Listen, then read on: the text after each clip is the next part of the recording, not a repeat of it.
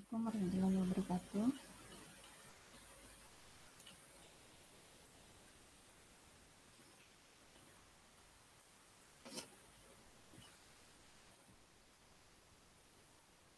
Alhamdulillah ya.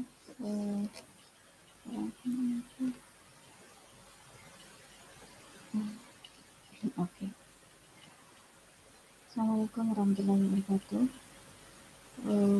Untuk pertemuan ke-13, karena waktunya dulu tidak sempat ya, pada pertemuan 2 pekan lalu kita tidak sempat mengadakan pertemuan, maka saya buat dalam bentuk video. Silakan nanti Anda pasti sudah download itu ya. Oke, kita akan masuk di materi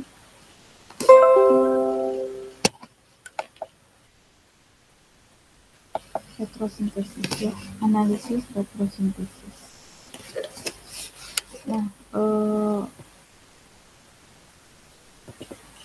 retrosintesis ini artinya retro itu kebalikannya, jadi kembali, sedangkan sintesis itu ya pembuatannya, membangun. Jadi retrosintesis ini atau analisis retrosintesis adalah kita mencoba untuk menganalisis atau mempelajari rute sintesis suatu senyawa target dengan cara mundur ya, kita mundur dari molekul target hingga beberapa tahap sampai kita menemukan starting material. Jadi kalau kita lihat misalnya di sini, ini adalah suatu rute sintesis, ini adalah starting material, ini adalah starting material, dan titik terakhir ini adalah molekul target. Nah, rutenya ini adalah jalur-jalur reaksi ya, yang digunakan, dan kita lihat di sini ada 1, 2, 3, 4, 5, 6, 7, 8, 9, 10, 11, ada 11 titik ya. Nah, berarti ada kurang lebih ada 10 ya, 1, 2, 3, 4, 5, 6, 7, 8, 9, 10. Ada 10 tahapan reaksi. Jadi space antara satu titik ke titik yang lain itu adalah tahapan reaksi. Jadi ada 10 tahapan reaksi untuk mengubah starting molekul menjadi molekul target. Oke. Nah, jadi kita kalau sintesis kita akan mulai dari starting material menuju ke molekul target. Sedangkan pada analisis retrosintesis kita mulai melihat molekul target yang akan kita sintesis, kemudian kita mempelajari strukturnya, mempelajari diskoneksi atau ikatan-ikatan mana yang bisa kita analisis sehingga kita bisa menemukan starting material. Ada beberapa istilah. Oke, kita kesini dulu. Kenapa kita perlu untuk mensintesis molekul ya? Yang pertama untuk membuktikan struktur ya, jadi kalau kita ingin membuktikan bahwa struktur senyawa yang kita isolasi itu adalah tepat, maka kita bisa mensintesis dari starting molekul yang kita kenali ya.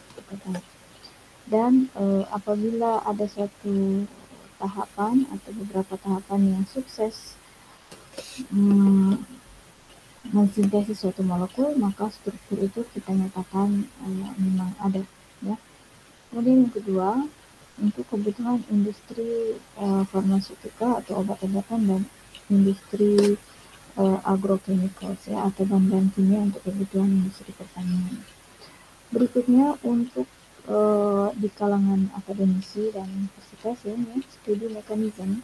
Jadi kita mempelajari mekanisme dari suatu senyawa, mekanisme reaksinya. Nah, itu kita perlu mensintesis molekul-molekul yang terlibat dalam mekanisme tersebut. Ya, bisa mekanisme dari senyawa, enzim, ya, dan seterusnya.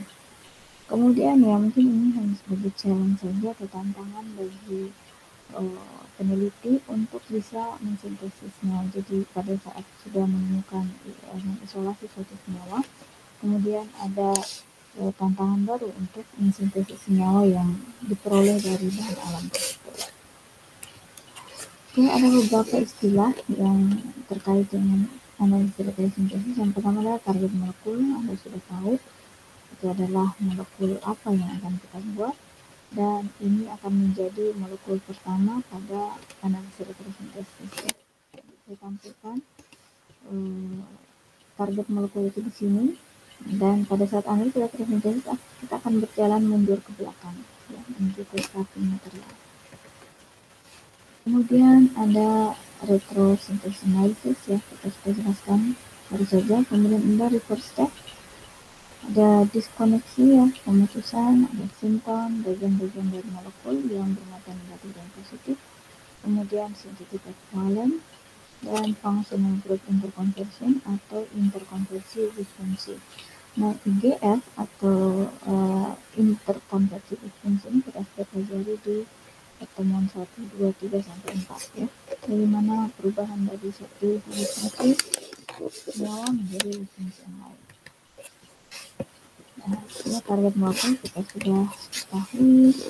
Kemudian di first step ini adalah, nah ini ya perbedaannya. Kalau di reaksi yang Anda sudah pelajari tentunya kan seperti ini, panahnya seperti ini. Jadi A plus B menghasilkan produk C, maka panahnya seperti ini. Tapi biasanya panahnya kan ke kanan ya.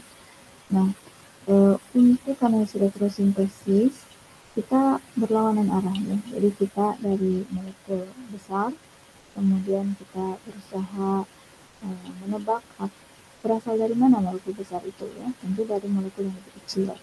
Nah, kita menggunakan alurnya, kita menggunakan tanda panah seperti ini. Nah, molekul yang lebih besar, produknya kita simpan di sebelah kiri, dan asal dari produk tersebut kita simpan di sebelah kanan. Jadi tanda ini menyatakan bahwa molekul di kiri itu dibuat dari molekul yang ada di sebelah kanan. Oke. Nah, dalam retrosintesis analisis kita ada target molekul, kita bergerak ke belakang ya. Kita bergerak ke belakang bahwa target molekul ini diperoleh atau disintesis dari prekursor pertama diperoleh dari prekursor kedua sampai ke starting material.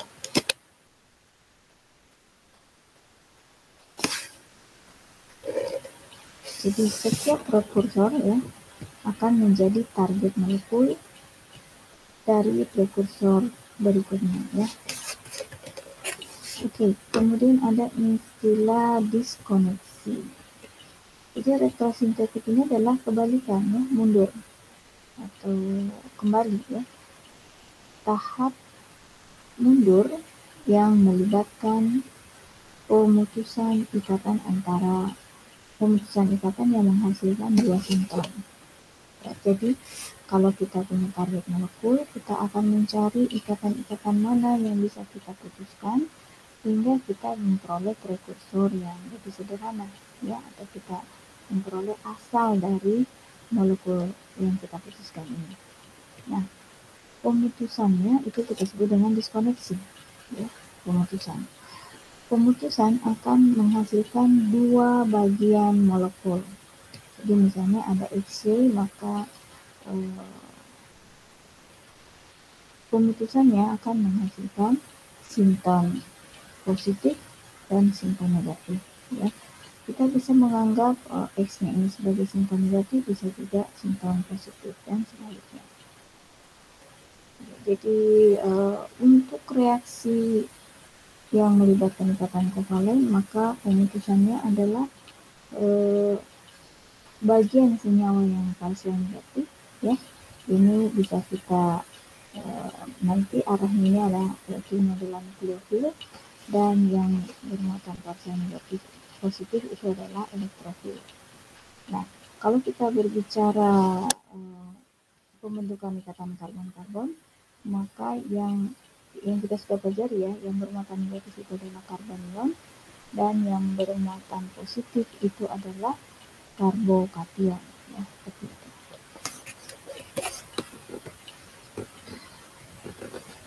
Jadi sinton ini adalah idealized fragment atau fragment yang kita anggap ada. Ya, sebenarnya dia tidak ada. Ini hanya hayalan saja untuk memudahkan kita mencari kira-kira senyawa ini berasal dari mana. Ya, seperti saya sudah jelaskan sebelumnya bahwa suatu senyawa membentuk suatu ikatan satu sama lain, ya, maka pada saat kita memutuskannya, dia akan terputus menjadi ada bagian yang negatif dan ada bagian yang positif. Karena memang kalau ingin membentuk suatu ikatan, kita butuh karbon yang negatif dan karbon yang positif. Karbon positifnya berasal dari karbokation, dari elektrofil, ya, dan kita istilahkan sebagai karbokation. Dan yang bermuatan positif, yang bermuatan negatif, kita istilahkan sebagai karbanion, ya, dan dia berasal dari nukleofil. Nah, untuk kalau kita sudah tahu sintonnya, sekarang kita mencari sintetik ekivalennya. Ya. Sintetik ekivalennya itu adalah senyawa apa yang bisa menghasilkan sinton negatif dan senyawa apa yang bisa menghasilkan sinton positif. Contohnya, ya, jadi di sini sintetik ekivalen adalah senyawa real. Kan sinton itu tadi kita katakan tidak real, ya, hanya hayalan untuk membantu kita memahami ikatan tersebut, pembentukan ikatan. Nah, sedangkan sintetik ekivalen ini adalah senyawa yang real yang berkaitan dengan sinton tersebut. Misalnya, ya, ini adalah sinton negatif. Senyawa ini tidak ada, ya. Bukan tidak ada, hayalan. Sinton ini hayalan. Kemudian di senyawa nyatanya adalah yang yang sangat berkaitan dengan sinton ini adalah benzen. Ya. Kemudian ini juga sama, yang berkaitan dengan senyawa ini kita peroleh dari suatu senyawa klorida asam. Ya. Nah, sekarang kita lihat contohnya. Interkonversi gugus fungsi. Kita lihat senyawa di sebelah kiri dan senyawa di sebelah kanan itu sangat mirip, hanya berubah pada gugus fungsinya. Yang kiri ini gugus fungsinya adalah amina, yang sebelah kanan gugus fungsinya adalah NO2. Dan perhatikan tanda reverse step ini atau tahapan berbalik ini menandakan bahwa senyawa ini, ya, yang sebelah kiri diperoleh dari senyawa yang sebelah kanan. Berarti untuk memperoleh senyawa kiri kita mengubah gugus fungsi dari sebelah kanan, ya, dengan menggunakan reaksi-reaksi yang sudah kita peroleh, yang kita tahu, ya.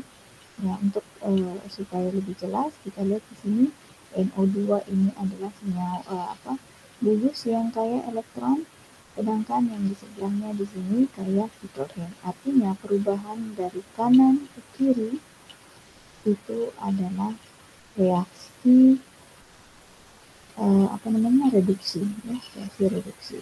Ingat, dari kiri ke kanan tanda ini reverse step, ya, menandakan tanda berkebalikan pada saat kita sintesis, ya. Tanda ini menyatakan analisis retrosintesis, dan sintesisnya sendiri nanti kita gambarkan ini di sebelah kiri, kemudian kita gambarkan panah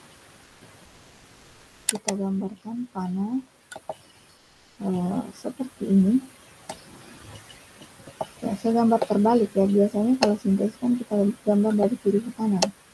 Nah, ini kebetulan agak susah buat saya menggambar lagi senyawa sebesar ini. Oke, jadi untuk sintesis realnya di lab, ya, sintesis real di lab, maka kita akan untuk memperoleh senyawa ini, target molekul ini, maka starting material ini atau prekursor ini kita lakukan terhadapnya reaksi reduksi. Jadi gugus fungsinya berubah dari gugus nitro menjadi gugus amina, ya. Nah, sangat penting, ya, makanya di awal perkuliahan kita banyak mempelajari gugus interkonversi gugus fungsi, karena nanti sangat penting kita untuk mengubah dari suatu prekursor ke prekursor berikutnya sampai pada target molekul, kita harus bisa melihat kemungkinan adanya perubahan-perubahan fungsi yang terlibat dalam mekanisme ini. Oke. Di sini ada beberapa aturan ya, bagaimana kita bisa memulai melakukan sintesis. Yang pertama, kita mengidentifikasi gugus fungsi. Jadi kita lihat di sini ada gugus fungsi karbonil, kemudian ada gugus fungsi amina. Nah, yang kedua kita mengidentifikasi pola. Ya, nanti saya akan perkenalkan pada Anda beberapa pola-pola senyawa untuk memudahkan kita mengenali pola diskoneksinya. Kemudian examen disconnection, ya kita coba-coba diskoneksinya ya berdasarkan pola yang kita tahu. Kemudian identify problem, misalnya ada permasalahan di struktur, misalnya kita butuh melakukan reduksi atau oksidasi ya. Nah, di sini kita harus consider FGN atau mempertimbangkan adanya interkonversi difungsi ya, karena biasanya problem itu datang kalau kita tidak bisa melihat adanya diskoneksi. Ya, kalau sulit melakukan diskoneksi pada senyawa tertentu, maka pertimbangkan untuk melakukan konversi difungsi. Ya. Oke, kita lihat yang pertama. Ini ada senyawa seperti ini. Kita identifikasi dulu fungsinya ya. Ini ada amina, kemudian di sini ada karbonil, dan struktur senyawanya secara keseluruhan ini adalah ketonnya. Di sini ada R1, ada R2. Nah, kemudian kita mempelajari polanya, ya, polanya. Nah, di sini polanya adalah keton. Ini adalah senyawa atau karbonil ini adalah pengarah meta. Ya, kalau Anda sudah belajar aromatisasi benzen, maka ini Anda akan mempelajari gugus-gugus pengarah, mana yang pengarah meta dan mana pengarah terpapar. Saya cek dulu ya.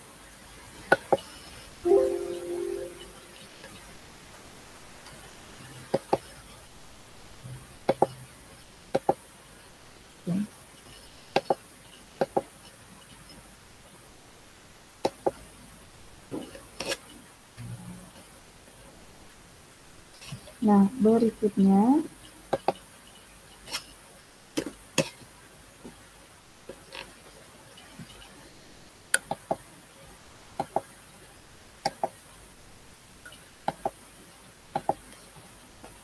amina ini adalah gugus fungsi yang mengarahkan orto dan para. Anda harus kenal yang mana disebut orto. Orto itu adalah posisi di samping kiri kanan dari gugus ini ya. Jadi di sini yaitu posisi orto, dan posisi para itu adalah posisi kedua dari kiri kanannya ya. Jadi di sini dan 1, 2 di sini.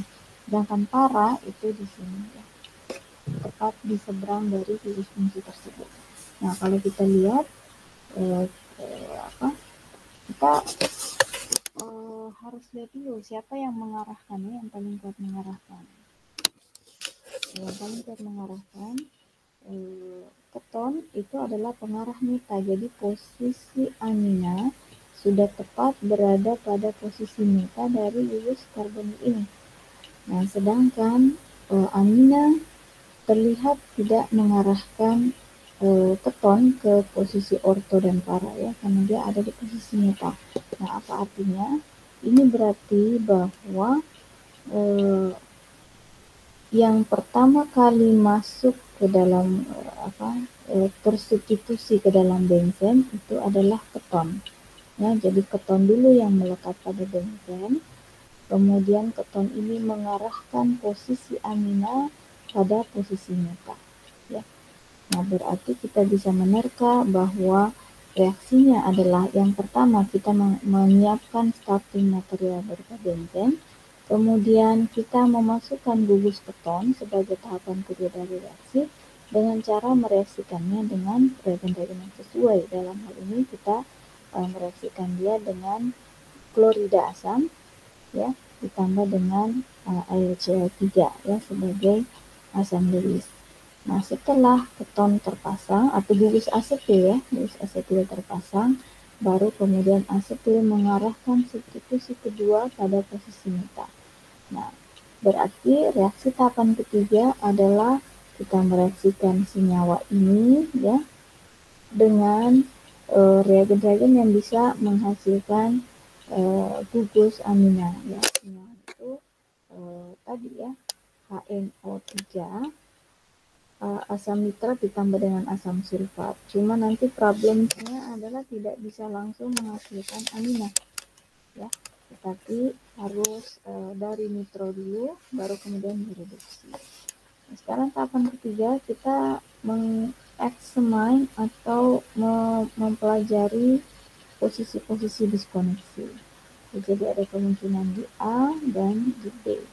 Kalau kemungkinan di A, maka ini adalah sintonnya ya, sintonnya negatif dan sinton positifnya adalah amina ya.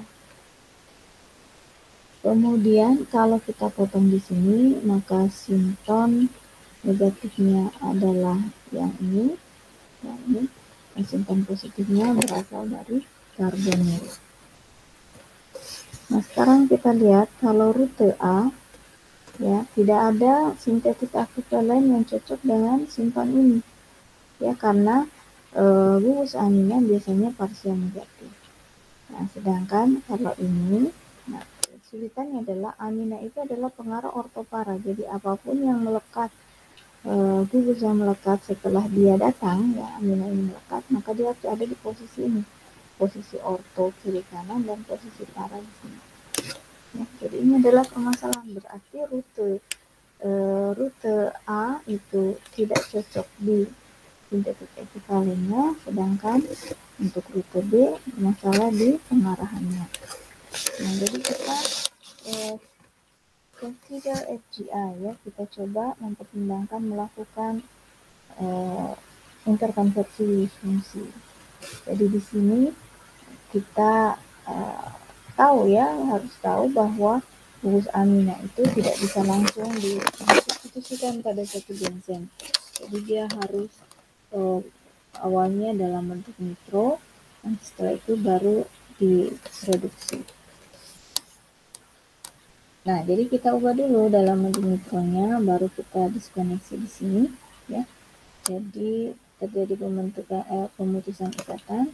Ini menjadi sinton negatif dan ini menjadi sinton positif dan ini sudah sesuai ya, sintetik ekivalennya sudah bisa ditemukan. Nah, berarti ini kita ambil dari senyawa-senyawa karbonil ya dari tadi klorida asam dan ini ya benzen. Nah, nanti diskoneksi lagi di sini, diskoneksi lagi di sini, jadi kita butuh benzen yang terhadapnya dilakukan reaksi nitrasi dengan reagen asam sulfat dan asam nitrat. Nah, seperti ini pemutusan di sini. Nah, NO2-nya ini berasal dari campuran in situ. In situ-nya dalam satu tabung atau satu labu asam sulfat dan asam nitrat direaksikan kemudian masukkan benzen atau dimasukkan ke benzen dan membentuk produk ini. Jadi kalau sintesisnya kebalik ya. Kalau sintesisnya berarti kita gambarkan seperti ini. Nah, sedangkan tahapan ini tahapan pertama.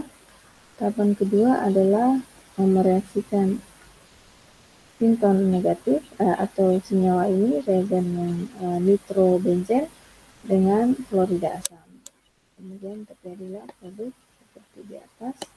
Nah, setelah itu kita melakukan reduksi senyawa kanan menjadi senyawa kiri ya. Ini namanya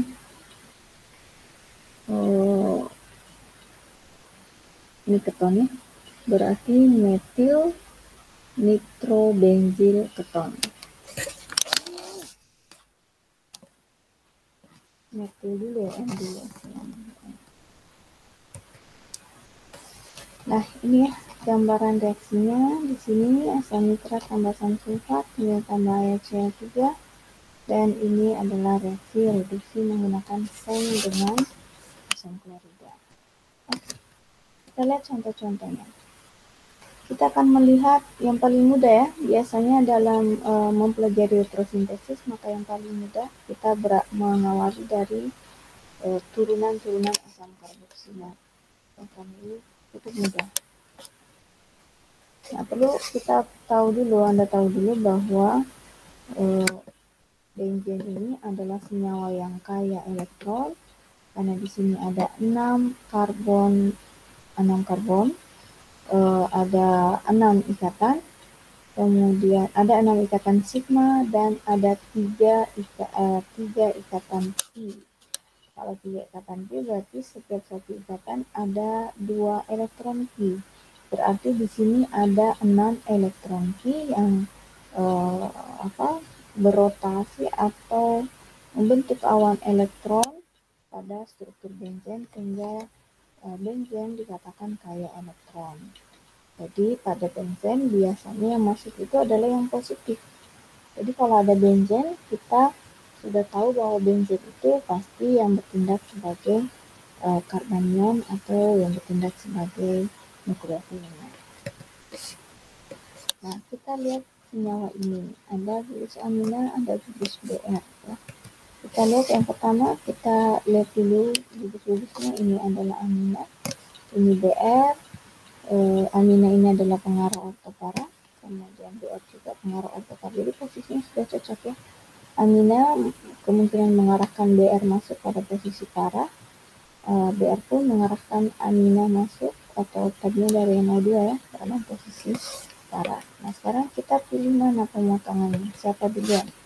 Nah, tapi masalahnya adalah ini ya, amina ini tidak ada reagen yang bisa memasukkan karbanion amina langsung pada satu benzen. Pertimbangannya apa? Karena benzen ini negatif ya, maka tadi saya katakan muatannya adalah parsial negatif, amina juga negatif. Jadi kita harus ubah ya, lakukan EGI pada NH2 jadi NHB, sekarang berubah menjadi NO2. Nah, NO2 ini muatannya kalau diakan diskoneksi ini adalah sinkron yang positif. Jadi plot dengan sinkron negatif, benzen sebagai sinkron negatif. Oke. Jadi reaksinya adalah kita mulai dari ini ya, di benzen dulu, reaksikan dengan asam sulfat dan asam nitrat. Kemudian setelah masuk gugus NO2, BR masuk ya. BR bisa masuk dengan mereaksikan dengan gas-gas bromida ya, dengan katalis. Nah, kemudian setelah ini terbentuk, baru kalau kita mau ubah dari sini ke sini, itu harus dilakukan reaksi reduksi menggunakan timbal, maaf, bukan SN itu bukan seng, tapi timbal dengan klorida untuk mereduksi NO2 menjadi NH2. Oke ya. Nah, itu salah satu contoh. Sekarang kita ambil contoh yang lain, masih saling posisi para satu sama lain ya. Nah, di sini ada alkohol, kemudian alkohol sekunder, dan secara keseluruhan ini kita anggap sebagai gugus alkil. Gugus alkil itu adalah pengarah ortopara ya, jadi sudah cocok dengan BR yang diarahkan di sini pada posisi para. BR juga sama, ini bromida juga pengarah ortopara. Nah, sekarang bagaimana kita menentukan yang mana duluan ya yang masuk. Nah, di sini kita bisa lakukan FGI ya, perubahan definisi OH kita anggap berasal dari karbonil. Tentunya nanti pada saat reaksi, berarti kita untuk mengubah karbon menjadi OH, kita lakukan reaksi reduksi dengan reagen-reagen yang kita sudah pelajari pada pertemuan awal ya, 1, 2, 3, dan 4. Ya, jadi reaksinya adalah reaksi reduksi. Kita lihat ya, jadi ini reaksi reduksi, ke arah kanannya adalah reaksi reduksi. Kemudian kita lakukan pemotongan di sini, artinya sinton negatifnya adalah bromobenzen dan sinton positifnya adalah karbonil ini ya, seperti ini. Nah, sekarang kita diskoneksi lagi bromobenzennya ya. Nah, ini sudah sangat mudah juga reaksinya kalau Anda mempelajari di aromativitas benzen.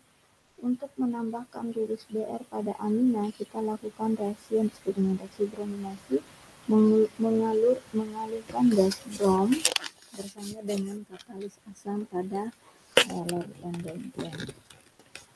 Ya, jadi pola sintesnya seperti ini, kita ambil benzen dulu, reaksikan dengan Br2 dengan katalis besi ke asam, produknya bromobenzen, baru kita reaksikan dengan senyawa ini namanya klorida asam ya, klorida asam ditambah dengan katalisnya adalah asam Lewis AlCl3, fungsinya untuk menarik Cl ya, Cl ditarik oleh AlCl3 menjadi AlCl4-. Nah, nanti karbon yang digunakan bermata negatif, jadi bisa terikat pada benzen yang bermata parsial negatif ya, untuk seperti ini. Nah, sekarang tinggal kita mengubah, mereduksi gulus karbonil menjadi gulus OH ya, dengan reagen yang sesuai, yaitu natrium borhidrat. Oke, nah sekarang ini seperti reaksinya seperti ini. Ini adalah klorbenzaid atau antitik atau antitimol. Nah, di sini ada klorida, ada sulfida, dan ada klorida lagi. Nah, ini adalah posisi benzilik ya. Perhatikan ada gulus benzen, ada 1C, makanya adalah posisi benzilik. Nah, jadi kita bisa melakukan pemotongan pada beberapa ikatan, di sini di A, di B, C, atau di D. Cuma pilihannya sekarang mana dulu yang kita putuskan. Nah, yang paling mudah adalah kita putuskan di posisi benziliknya ya. Nah, yang ini tadi ada, nah, di sini ya, kita putusnya ada posisi benzilik. Kenapa di situ? Itu untuk memudahkan kita mencari reagen tadi materialnya ya. Jadi nah, kalau kita putus di sini berarti kita memperoleh sinton ini sebagai sinton positif dan ini sinton negatif. Kita berawal dari sini, reagen ini kalau kita reaksikan dengan basah ya, maka dia akan menarik bromidanya sehingga ini menjadi C yang bermuatan positif, bisa terikat pada sulfur ya. Sulfur yang relatif bermuatan negatif. Nah, kemudian langsung terjadi ikatan dengan satu tahap. Nah, sekarang ini anti-obesitas. Kita identifikasi dulu ikatan fungsinya. Di sini ada amina, ada ether di dua tempat ya, dan tidak ada no simple aromatic disconnection. Ya, tidak ada pemutusan pada benzen. Perhatikan, jangan melakukan atau mencoba untuk memotong struktur benzen yang sudah kompak ini. Kemungkinan diskoneksi itu aturannya adalah pada ada yang sulit saya kasih tahu. Untuk senyawa sederhana, perhatikan bahwa pemutusan itu biasanya di sekitar heteroatom. Heteroatom itu adalah semua atom selain karbon dan hidrogen. Jadi heteroatom yang pertama adalah nitrogen dan oksigen. Jadi pemutusan itu di sekitar situ ya, apakah di sini, di sini, di sini, di sini. Nah, kita perhatikan bahwa pemotongan selalu berada di sekitar, di dekat dari heteroatom. Nah, kemudian kita lihat ini pemotongannya yang pertama dari sini ya, potong di A dan di B, maka kita punya senyawa ini ya, dihidroksibenzen. pada posisi para satu sama lain. Nah, kalau kita reaksikan dengan suatu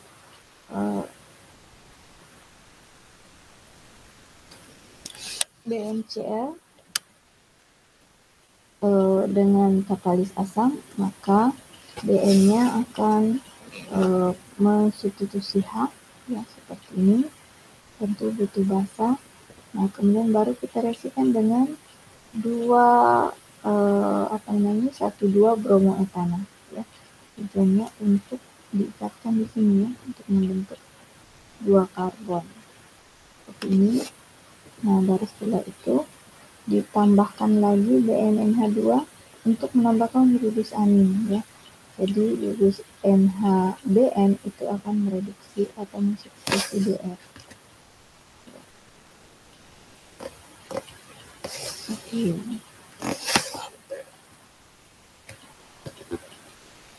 Sekarang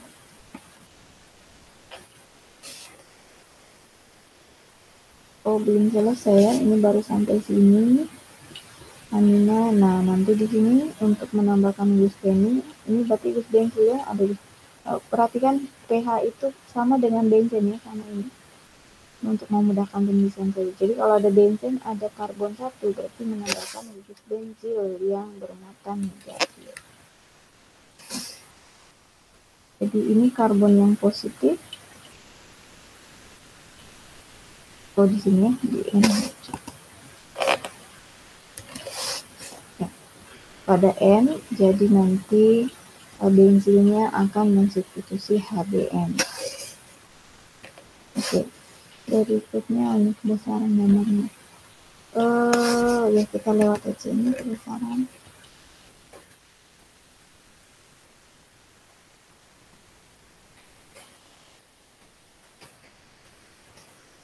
Nah, ini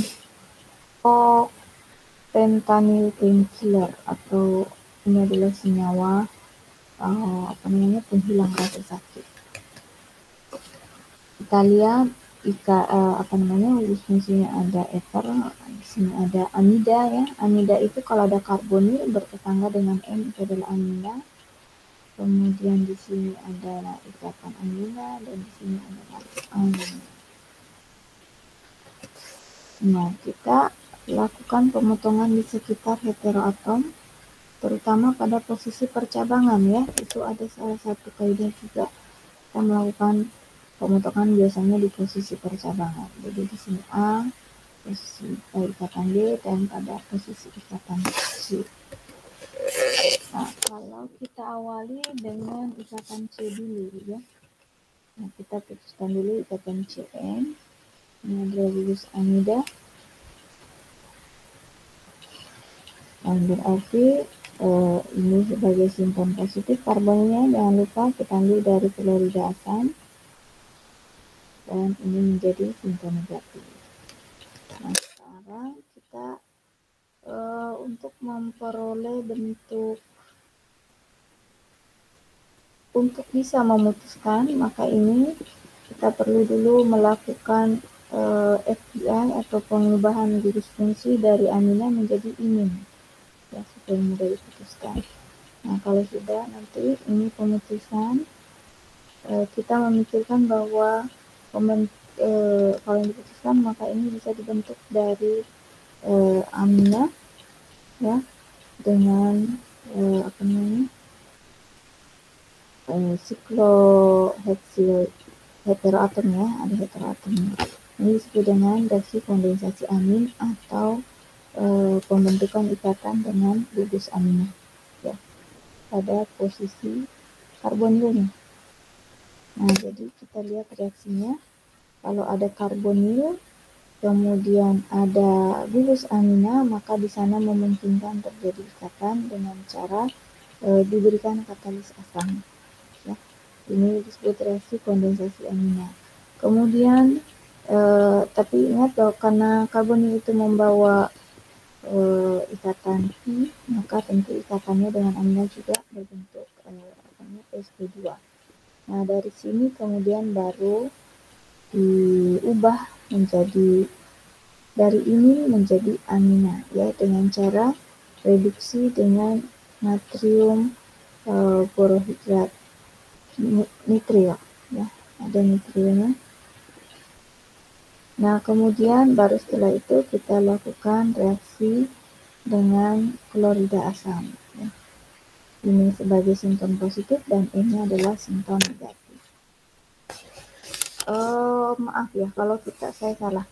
Kalau analisis fotosintesis kita mengatakan simptom, tapi kalau kita menjelaskan arah reaksinya dengan tanda panah yang ramping ini, kita tidak lagi bilang simptom, tapi langsung karbanion atau karbokation.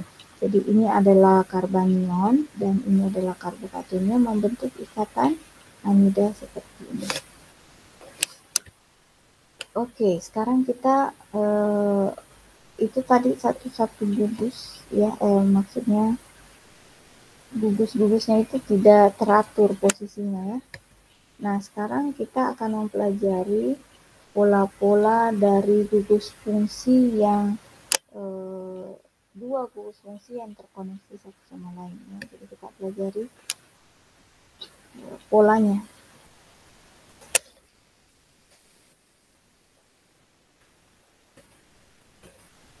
Oh, di sini belum ada ya. Oke, jadi untuk melihat polanya nanti ada slide lagi.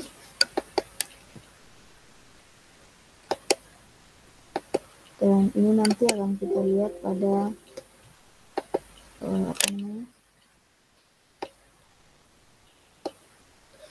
pertemuan 14. Nah, pertemuan 14 juga sama halnya dengan pertemuan 13 ini. Saya juga sudah bikinkan videonya. Silakan Anda nanti akan berikan link video YouTube-nya, link YouTube-nya, karena kalau sebenarnya saya maunya itu langsung dibagi di grup, tetapi biasanya kalau rekaman seperti ini kayaknya cukup besar ya, tidak bisa terkirim. Untuk dikirim lewat email pun agak sulit, jadi alternatifnya adalah saya buatkan file video di YouTube. Oke, saya cukupkan materi untuk pertemuan ke-13 seperti ini, tidak banyak.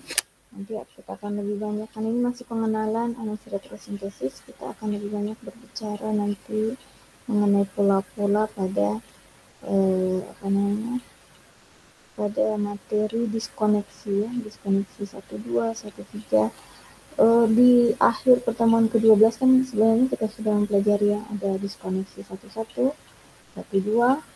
Nah, kalau diskoneksi 12 itu 13 itu melibatkan enolat, kemudian dengan kondensasi aldol. Reaksi aldol ada juga reaksi Michaelis, kondensasi Michael, dan seterusnya ya. Pola-polanya kita sudah pelajari. Nanti bagaimana aplikasinya pada diskoneksi kita akan pelajari pada pertemuan 15 dan 16 ya. Sebagian sudah dibahas di pertemuan 14 pada video yang akan saya berikan linknya. Baik, saya cukupkan kuliah kita pada pertemuan ini. Mudah-mudahan bisa dipahami. Kalau tidak bisa dipahami, silakan Anda hubungi di grup WA di kelas ya. Baik, assalamualaikum warahmatullahi wabarakatuh.